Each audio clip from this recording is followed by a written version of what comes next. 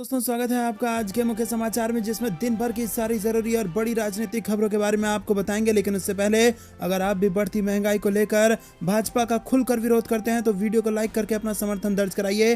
Channel पर नए हैं तो लाल बटन को दबा के चैनल को सब्सक्राइब कीजिए और घंटी बजाकर कमेंट में लिखिए जय हिंद। दोस्तों, रुक करते हैं तमाम बड़ी खबरों की। चुनाव में मिली हार के बाद बंगाल बीजेपी में भगदड़, 3 नेताओं के इस्तीफे से खड़े हुए गंभीर सवाल। जी हां दोस्तों, पश्चिम बंगाल में हुए उपचुनाव में मिली करारी हार के बाद बीजेपी प्रत्याशी में भगदड़ मच गई है और प्रदेश बीजेपी के 3 नेताओं ने इस्तीफा दे दिया है। मुर्शिदाबाद से विधायक गौरीशंकर घोष ने बीजेपी प्रदेश इकाई के महासचिव पद से और राज्य कार्य समिति के सदस्य बानी गांगुली और दीपांकर चौधरी के इस्तीफे के बाद हलचल तेज हो गई है। रुक करते हैं अगली बड़ी खबर की तरफ। कांग्रेस अध्यक्ष सोनिया गांधी के आवास पर पार्टी के बड़े नेताओं की बैठक, महबूबा मुफ्ती भी पहुंची। जी हां दोस्तों, कांग्रेस अध्यक्ष सोनिया गांधी के आवास 10 जनपद पर पार्टी नेताओं की बैठक हुई और इस बैठक में प्रियंका गांधी वाड्रा, मुकुल वासनिक, रणदीप सिंह सुरजेवाला, केसी वेणुगोपाल और अंबिका सोनी समेत कई बड़े नेताओं ने हिस्सा लिया। इस बीच खबर आई कि जम्मू कश्मीर की पूर्व मुख्यमंत्री महबूबा मुफ्ती भी सोनिया गांधी के आवास पर पहुंची हुई हैं और अभी हाल ही में चुनावी रणनीतिकार प्रशांत किशोर ने कांग्रेस के शीर्ष नेताओं संग बैठक की थी। रुक करते हैं अगली बड़ी खबर की तरफ। सुप्रीम कोर्ट ने आशीष मिश्रा की जमानत कर दी रद्द। अजय मिश्रा को कब करेंगे मंत्री पद से बर्खास्त, कांग्रेस ने उठाए पीएम मोदी पर सवाल। जी हां दोस्तों, कांग्रेस ने लखीमपुर खीरी कांड मामले में केंद्रीय मंत्री अजय मिश्रा के बेटे आशीष मिश्रा की जमानत उच्चतम न्यायालय द्वारा रद्द किए जाने के बाद सोमवार को कहा कि प्रधानमंत्री नरेंद्र मोदी को बताना चाहिए कि वह अजय मिश्रा को अपने मंत्रिपरिषद से कब बर्खास्त करेंगे। पार्टी महासचिव और उत्तर प्रदेश प्रभारी प्रियंका गांधी ने ट्वीट किया, लखीमपुर किसान नरसंहार के पीड़ित परिवार संघर्षों से भरी न्याय की लड़ाई लड़ रहे हैं। सत्ता के संरक्षण में उन पर क्रूरतम दर्जे का अन्याय व अत्याचार हुआ। अन्नदाताओं के इन पीड़ित परिवारों की न्याय की लड़ाई में अंत तक खड़े रहना हम सब की जिम्मेदारी है, चाहे संघर्ष कितना भी लंबा हो।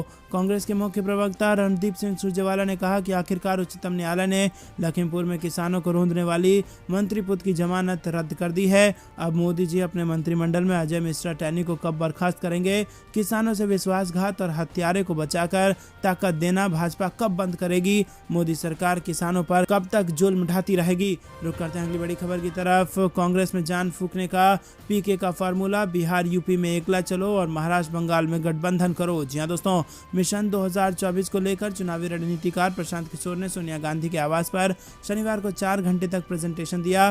पीके ने रोड मैप में बताया कि पार्टी लोकसभा की 370 सीटों पर फोकस करने के साथ ही महाराष्ट्र, बंगाल और तमिलनाडु में गठबंधन, जबकि उड़ीसा, बिहार और यूपी में एकला चलो की नीति अपनाए। सूत्रों के मुताबिक पीके के प्रेजेंटेशन से राहुल गांधी सहमत थे। मीटिंग में पीके ने कांग्रेस को सुझाव दिया कि कांग्रेस लोकसभा चुनाव 2024 के लिए कुल 543 सीटों में से सिर्फ 370 सीटों पर फोकस करे। इनमें मध्य प्रदेश, राजस्थान, छत्तीसगढ़, कर्नाटक, केरल और गुजरात की अधिकांश सीटें शामिल हैं। दोस्तों, रुक करते हैं अगली बड़ी खबर की तरफ। बीजेपी सरकार कटघरे में बुलडोजर के खिलाफ जमीयत उलेमाए हिंद पहुंचा सुप्रीम कोर्ट। जी हां दोस्तों, आपको बता दें कि जमीयत उलेमाए हिंद ने उत्तर प्रदेश, मध्य प्रदेश और गुजरात में मुसलमानों की संपत्तियों पर बुलडोजर चलाए जाने के खिलाफ सुप्रीम कोर्ट का दरवाजा खटखटाया। जमीयत उलेमाए हिंद ने आपराधिक मामलों में शामिल मुस्लिम समुदाय के लोगों के घरों, मकानों को जमींदोज करने का विरोध किया है और उसने इसे मुसलमानों के खिलाफ साजिश बताया। सुप्रीम कोर्ट में याचिका दायर कर मांग की गई है कि ऐसी किसी भी तरह की कार्रवाई कोर्ट के आदेश के बाद ही की जाए। रुक करते हैं अगली बड़ी खबर की तरफ। यूपी में बढ़ रही कोरोना की रफ्तार, गाजियाबाद, लखनऊ समेत 7 जिलों में पब्लिक प्लेस पर फेस मास्क लगाना जरूरी। जहां दोस्तों, उत्तर प्रदेश में कोरोना वायरस के बढ़ते मामलों की वजह से योगी सरकार ने बड़ा कदम उठाया है। यूपी सरकार ने देश की राष्ट्रीय राजधानी दिल्ली से सटे गाजियाबाद और गौतम बुद्ध नगर के अलावा हापुड़, मेरठ, बुलंदशहर, बागपत और लखनऊ में सार्वजनिक स्थानों पर फेस मास्क पहनना अनिवार्य कर दिया है। इसके साथ मुख्यमंत्री योगी आदित्यनाथ ने अधिकारियों को कोविड प्रोटोकॉल पर फोकस करने के लिए कहा है ताकि कोरोना की चौथी लहर की संभावना को रोका जा सके। बता दें कि इस वक्त कोरोना का नया वेरिएंट देश भर में पैर पसार रहा है। रुक करते हैं अगली बड़ी खबर की तरफ। आम आदमी को तगड़ा झटका, मार्च में थोक महंगाई बढ़कर 14.55% पर पहुंची, सरकार ने बताई बड़ी वजह। जी हां दोस्तों, आपको बता दें कि खुदरा महंगाई के बाद अब थोक महंगाई के मोर्चे पर भी देश की जनता को करारा झटका लगा है। मार्च महीने में थोक महंगाई दर 14.55% के स्तर पर पहुंच चुकी है। गौरतलब है कि इससे पहले फरवरी महीने में ये 13.11 की दर से बढ़ी थी। केंद्र सरकार ने बढ़ती महंगाई के लिए रूस यूक्रेन युद्ध को जिम्मेदार ठहराया है। रुक करते हैं अगली बड़ी खबर की तरफ। आजम खान के लिए अच्छी खबर, जौहर यूनिवर्सिटी को सुप्रीम कोर्ट से राहत, जमीन टेक ओवर के हाई कोर्ट के आदेश पर लगी रोक। जी हाँ दोस्तों, आपको बता दें कि समाजवादी पार्टी के नेता आजम खान से जुड़े मौलाना मोहम्मद अली जौहर ट्रस्ट के लिए सुप्रीम कोर्ट से राहत भरी खबर आई है। दरअसल विश्वविद्यालय बनवाने के लिए अधिगृहित जमीन सरकार को लौटाने के इलाहाबाद हाईकोर्ट के आदेश पर सुप्रीम कोर्ट ने रोक लगा दी है। अगस्त में अब इस मामले की सुनवाई होगी। हाईकोर्ट ने 12.5 एकड़ छोड़कर बाकी 450 एकड़ से ज़्यादा ज़मीन पर सरकार के नियंत्रण का आदेश दिया था। मौलाना जौहर यूनिवर्सिटी की ये ज़मीन उत्तर प्रदेश के रामपुर में है। आजम और उनके परिवार के सदस्य इस यूनिवर्सिटी के ट्रस्टी हैं। रुक करते हैं अगली बड़ी खबर की तरफ। मोदी सरकार में महंगाई महीने दर महीने नया रिकॉर्ड बना रही है, कांग्रेस का केंद्र पर तंज। जी हाँ दोस्तों, महंगाई को लेकर केंद्र पर हमलावर कांग्रेस ने एक बार फिर सरकार को घेरने की कोशिश की है। कांग्रेस प्रवक्ता और वरिष्ठ नेता रणदीप सुरजेवाला ने ट्वीट के जरिए मोदी सरकार पर निशाना साधा है। सुरजेवाला ने लिखा है कि मोदी सरकार में महंगाई महीने दर महीने साल दर साल नया रिकॉर्ड बनाती जा रही है। सुरजेवाला के ट्वीट के मुताबिक थोक महंगाई दर जो फरवरी 2022 में 13.11% थी, अब मार्च 2022 में 14.55% है, जबकि मार्च 2021 में WPI 7.89% थी। साल भर में ही महंगाई दर लगभग दोगुनी। सुरजेवाला ने ट्वीट में आगे लिखा कि मोदी जी फुल लूट से लगी महंगाई की आग कब बुझेगी। रुक करते हैं अगली बड़ी खबर की तरफ, जो कि बिहार से आ रही है। कोरोना की चौथी लहर की दस्तक से सहमे नीतीश, पत्रकारों से हाथ जोड़कर कहा जरा लोगों को अलर्ट करिएगा। जहां दोस्तों, बिहार के मुख्यमंत्री नीतीश कुमार ने सोमवार को सूबे के पत्रकारों से हाथ जोड़कर अपील की है कि वो राज्य भर की जनता को फिर से एक बार कोरोना संक्रमण से बचाव को लेकर अलर्ट करना शुरू कर दें। साथ ही अभी जो मौसम है उसको लेकर भी लोगों को सतर्क रहने के लिए जागरूक करें।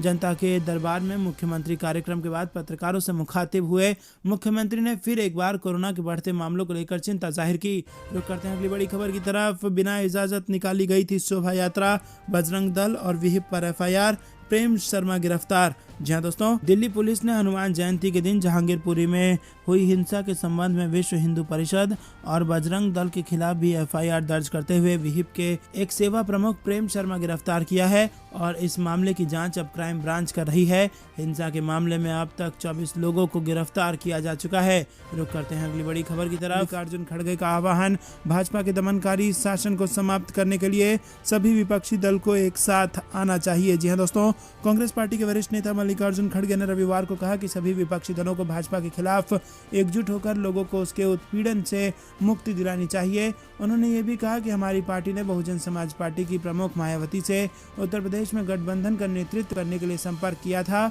लेकिन उन्होंने कोई जवाब नहीं दिया। खड़गे ने कहा कि महंगाई के चलते लोग बहुत परेशान हैं, नौकरियां नहीं हैं और RSS सभी संवैधानिक संस्थाओं पर कब्जा करता जा रहा है। इस स्थिति में सवाल ये है कि हमारे लोकतंत्र का क्या होगा और बाबा साहेब अम्बेडकर के संविधान की सुरक्षा कौन करेगा। भाजपा के खिलाफ इस लड़ाई में सभी विपक्षी दलों को एक साथ आना चाहिए। रुक करते हैं अगली बड़ी खबर की तरफ। दूसरी पार्टी के नेताओं का शिकार करती है भाजपा, RSS, बोली कांग्रेस। चौथी आरोप लगाया है कि दूसरी पार्टी के नेताओं का ये लोग शिकार करते हैं। कांग्रेस के वरिष्ठ नेता मल्लिकार्जुन खड़गे ने यह आरोप RSS और BJP पर लगाया है और इसी के साथ दूसरी पार्टी लोगों को झूठे आरोपों में फंसाने का आरोप लगाया है। उन्होंने कहा कि भाजपा और RSS के लोग चाहते हैं कि देश में एक ही पार्टी बचे। बता दें कि बहुजन समाज पार्टी की मुखिया मायावती ने भी कहा था कि राहुल गांधी ने उनसे कांग्रेस के साथ गठबंधन करने को लेकर कोई बात नहीं कही थी। रुक करते हैं अगली बड़ी खबर की तरफ। MLC चुनाव में BJP पर गड़बड़ी का आरोप, समाजवादी पार्टी ने चुनाव आयोग को लिखा पत्र। जी हाँ दोस्तों, समाजवादी पार्टी ने MLC चुनाव में गड़बड़ी का आरोप लगाते हुए चुनाव आयोग को एक पत्र लिखा है और समाजवादी पार्टी ने चुनाव के दौरान BJP पर कई जगहों पर बूथ कैप्चरिंग करने का आरोप लगाया है। समाजवादी पार्टी द्वारा लिखे गए पत्र में संत कबीर नगर के हैसर बाजार मतदान केंद्र, बस्ती के गौर ब्लॉक मतदान केंद्र और बस्ती के विक्रम जोत ब्लॉक मतदान केंद्र में गड़बड़ियों का जिक्र किया गया है। समाजवादी पार्टी ने चुनाव आयोग से पुनः मतदान कराए जाने की अपील की है।